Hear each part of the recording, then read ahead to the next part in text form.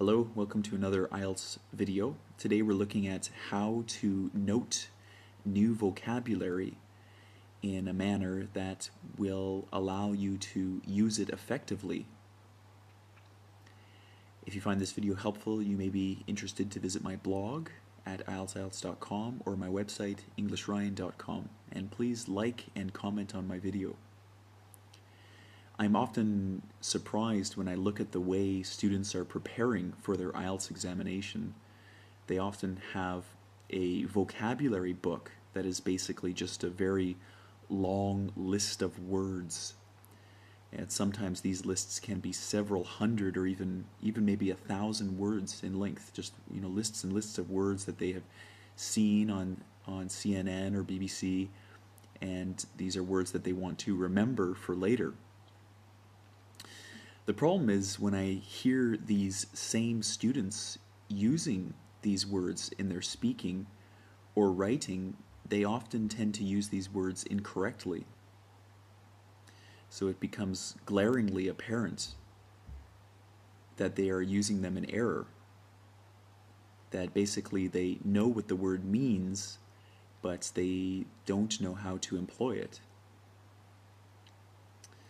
So personally, I feel creating a vocabulary list is not the way to master English vocabulary.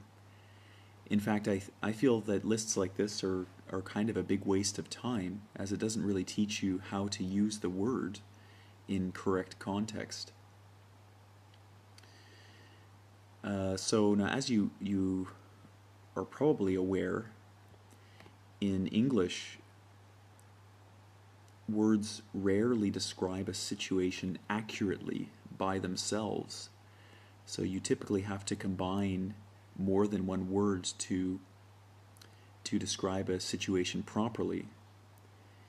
And what this means is that words create meaning by being combined with each other. So thus the key to really strengthening your vocabulary before your IELTS exam is to train yourself to memorize words and word partnerships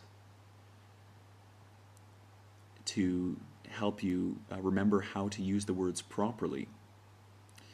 So for example, I have the word tragic on the screen here, and I had a student come into my class the other day, and they told me that they had been in a car accident, and luckily nobody was hurt, but they said,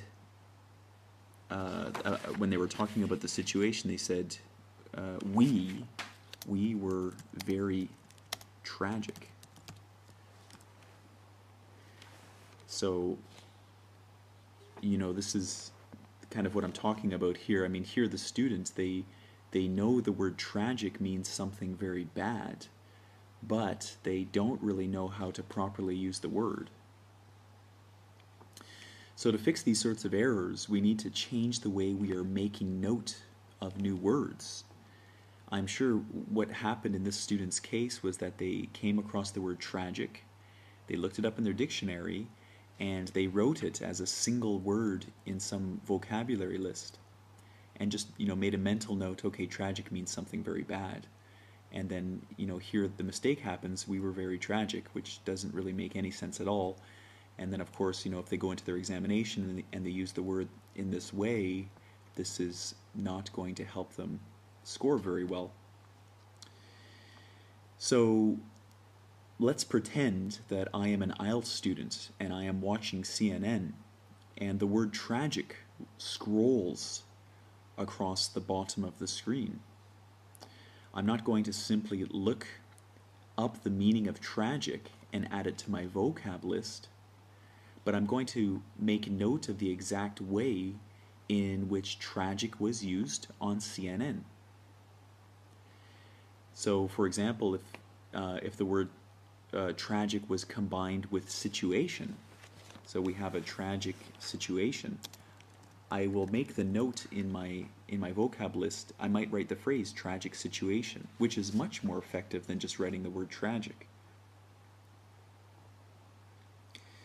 So, and then perhaps maybe a few days later I see tragic again somewhere else. Maybe I'm reading a BBC article and I see the word tragic is used again, or another form of tragic. Perhaps it's it's being used as tragically, something like this.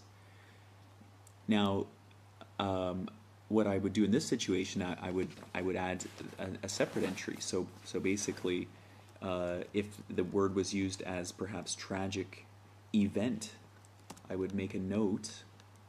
Let me get my formatting palette out here. So I would make a note that tragic can be used with situation, and tragic can also be used with event.